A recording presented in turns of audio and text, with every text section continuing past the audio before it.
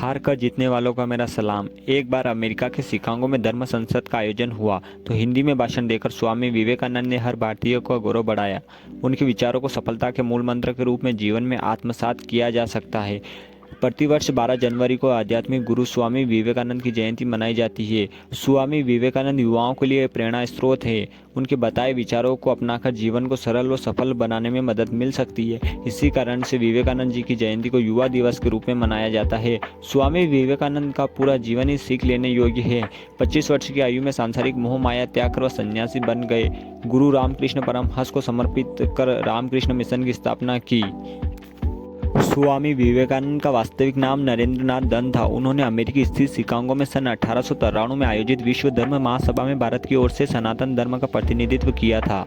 अब भारत का आध्यात्मिक से परिपूर्ण वेदांती दर्शन अमेरिका और यूरोप के हर एक देश में स्वामी विवेकानंद की वक्रता के कारण ही पहुंचा।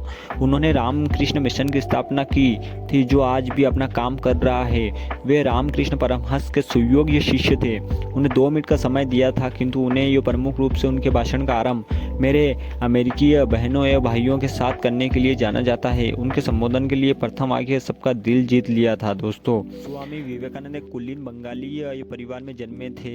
ये विवेकानंद आध्यात्मिक की ओर झुके हुए थे। वे अपने गुरु रामकृष्ण देव से काफ़ी प्रभावित थे, जिसने उन्होंने सीखा कि सारे जीवों में स्वयं परमात्मा का ही अस्तित्व है। इसीलिए मानव जाति अद्य अर्थ जो मनुष्य दूसरे ज़रूरतमंदों की मदद करता है या सेवा द्वारा ये परमात्मा की भी सेवा की जा सकती है।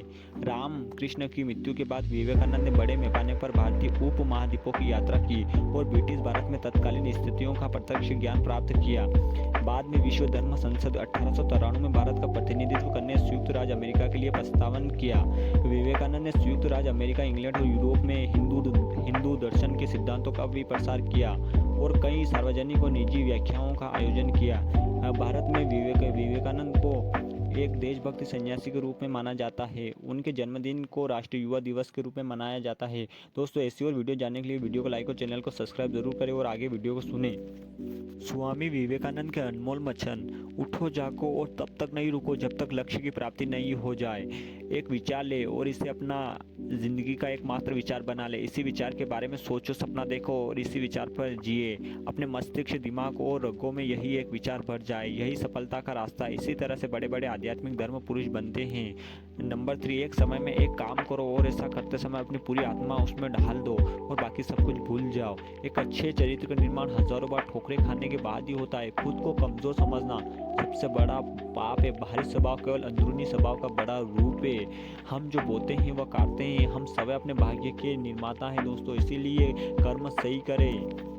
स्वामी विवेकानंद के जीवन में एक बहुत अद्भुत घटना घटी। एक दिन उनकी माँ बहुत बीमार थी और मृत्यु शैया पर थी।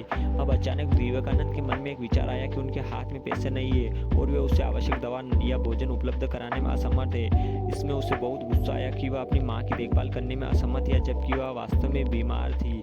जब ये विवेकानंद जैसा व्यक्ति को क्रोध आता है तो उससे सचमुच क्रोध आता है। वह रामकृष्ण के पास गए। वहाँ जाने के लिए कहीं और नहीं था। भले ही उन्हें गुस्सा आ जाए, वह वहीं चले गए। उन्होंने रामकृष्ण से कहा, यह सब बकवास है। यह आध्यात्मिक मुझे कहाँ ले जा रही है। अगर मैं नौकरी करता, वो काम करता जो मुझे करना चाहिए था, तो आज मैं अपनी माँ की देखभाल कर सकता था, उसे खाना दे सकता था, उसे दवा दे सकता था, मैं उसे आराम दे सकता था। यह आध्यात्मिक मुझे कहाँ ले गया। रामकृष्ण काली के उपासक थे। उनके घर में काली मंदिर था। उन्होंने कहा, क्या आपकी माँ को दवा और भोजन की आवश्यकता है? तुम जाकर माँ से क्यों नहीं मांगते कि तुम्हें क्या चाहिए? तो विवेकानंद को यह एक अच्छा विचार लगा और वे मंदिर में चले गए। तो लगभग 1 घंटे के बाद वह बाहर आए और रामकृष्ण पूछा, क्या तुमने माँ से भोजन, पैसा और सब जो कुछ भी तुम्हारी माँ को चाहिए मांगा? तो विवेकानंद ने उत्तर दिया, नहीं, मैं भूल गया। रामकृष्ण ने कहा, फिर से अंदर जाओ और पूछो। स्वामी विवेकानंद ने मंदिर में जाकर अपनी माँ के लिए कुछ भी नहीं मांगा। तो फिर बोले रामकृष्ण परमहंस के क्या मांगा? तो वो बोले कि मैं भूल गया। तो रामकृष्ण परमहंस ने बोला कि अच्छा हुआ आज नहीं मांगा। यूँ तो आपने दोनों बीच के आखिरी दिन, क्योंकि रामकृष्ण परमहंस बोलते हैं कि मंदिर में यो अपन को जो चाहिए वो कोई कभी मत मांगो, क्योंकि धन दौलत, क्योंकि अपन को मंदिर में मांगना है तो आध्यात्मिक मांगो, वही आगे आपको काम आएगा।